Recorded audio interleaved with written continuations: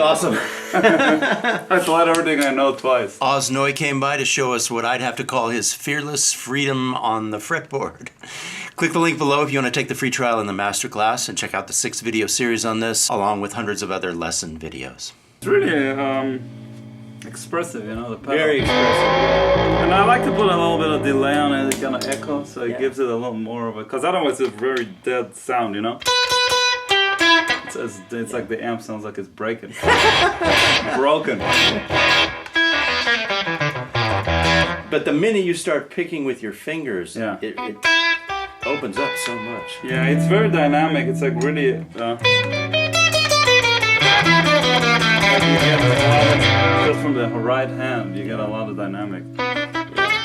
More than I think fuzz pedals in general are more sensitive to the right hand. Yeah, you get so much more bloom and so much more of a Yeah. dynamic range from using your fingers rather Yeah, than a for pick. sure. Also, I find single coils are much better than humbuckers with fuzzes. Yeah, it's easier to have control, dynamic control with single coil guitars. Yeah, they seem to shut down somehow with humbuckers too. Yeah, it's a lot of gain coming into the pedal, so it's Yeah. harder to control it. The thing actually that makes me really happy about your approach is that you're not afraid to play over simple musical forms. Cause I like playing more on simple stuff than nonsense. I don't like to play on I do too. I complicated mean, stuff. it's a pain in the ass. yeah. Well, you can turn your brain off, you know, and just. I don't like brainy music, you know. Yeah, it's just right. I just don't like it. Yeah. It doesn't really. But you know, but you can.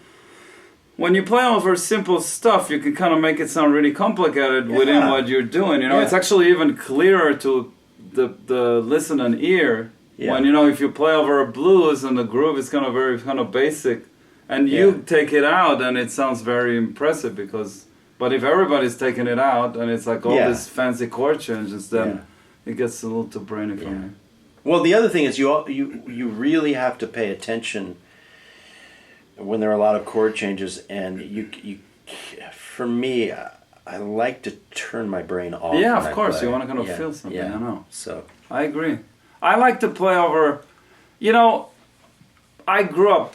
You know, I'm a jazz player that plays other stuff, but my education, I always did both, but my education is jazz education. Yeah. So, but I found, so from knowing like the repertoire of jazz and how far I can go either direction, like whether it's like the simple stuff into the more modern stuff, I found like if I play anything that's more modern, I like to play stuff that I understand. You know what I mean? And that also I can connect in my playing, meaning like if there's just like a bunch of really fancy chord changes that I have to be limited to play over them, I don't like that stuff. I usually don't play that. But if there's a couple of cool chord changes where I can connect them with one scale or where it doesn't limit you to the brain thing as much, that's the stuff that I like. Me too. It's like if I can go, I have a chord change that I played over recently. That one chord takes me out of E major and A major, and that's enough for me to go out a little bit and then come back. That's what you're talking about. Yeah, stuff like that, you know. Exactly. Yeah. So I prefer kind of playing over stuff that's just like I can kind of connect to, you know, and I don't have to kind of really think about too much. Yeah. Well, the thing is, you made like 3 choices that all worked really great. You actually restricted yourself to B minor pentatonic, which I don't know if I would have done that. That's a really neat thing because it worked through all the chord changes. Right. And then you did the thing that I would like do a B7 scale and an A7 scale. I wouldn't have made that choice, and it's a great one and it's a simple one and it works, you know.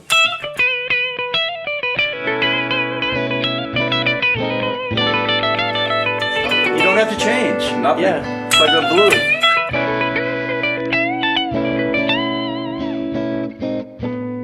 And then you did all that stuff that's just totally free. A lot of it is it's you know, if you play in the scale, then it's pretty simple. You just play melodies over the scale, you know. So the more you have the scale down, the more kind of melodies you can kind of play. Can you give me one example?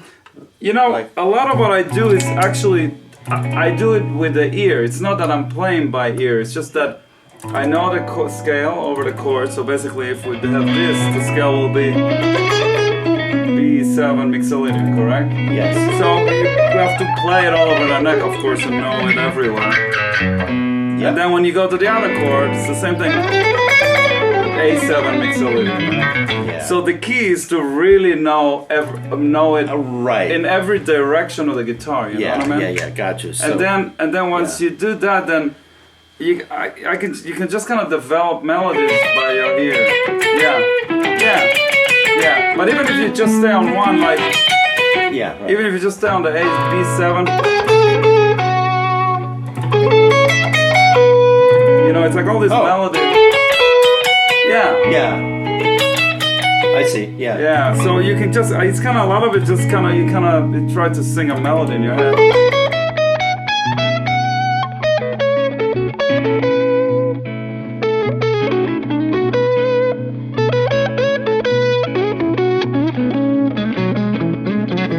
So let's do it really slow because I would love to hear. I'd love to hear you in that zone. I'll stay on the B and then I'll go to the A after 4. Yeah.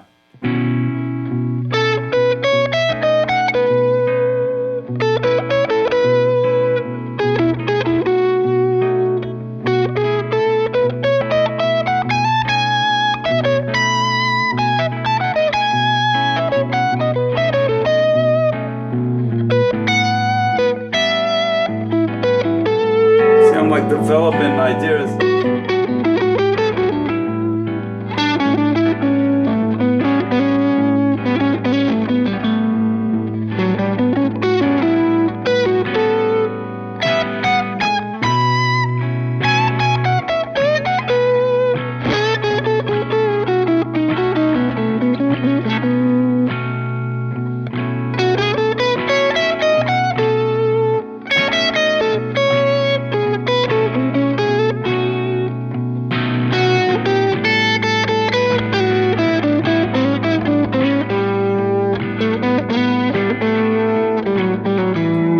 Half a note somewhere, half a step. I saw you on a True Fire thing where you talked about something really cool that you do. Oh yeah, of course. Oh, absolutely. Yeah. You come up a half step below, or very come powerful. from a half step absolutely. Above.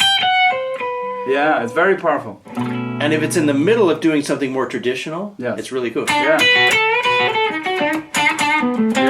Yeah, of course. Just throw it in. Yeah, of course. Nice. Yeah, nice. It's kind of like, you know, either from, if you went to the A, B7, I guess. Where am I? Where do you want me? Just play B, play the regular B7. Yeah, you'll be easier. So, if this is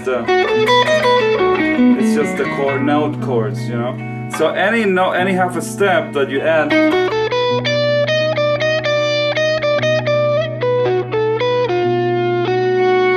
Like,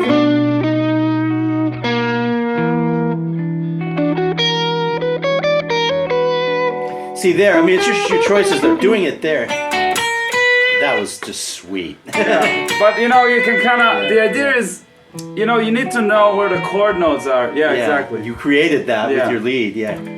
But the idea is, you need to. The key to all of that stuff is to know the basic really well. Like basics mean. If you're really strong with the chord notes all over the neck, that's the key, because then you can kind of make that tension smooth. You know what I mean? And even an arpeggio. Yeah, of course. And then the same thing with scales. Like with scales, it gets a little more advanced because you have more notes, so you have to choose. Like the power of those half notes are different, you know, because you got more notes to play anyhow. Yeah. That's but. Again, it's all like kind of release, tension release, you know. Release, and the release is one of the chord notes. Yeah, landing on a chord note or a traditional blues riff or whatever. Yeah, something that your ear will grab back. Yeah. You know. I like the way you constantly go in and out of tradition and non-tradition. Whatever that craziness. Yeah.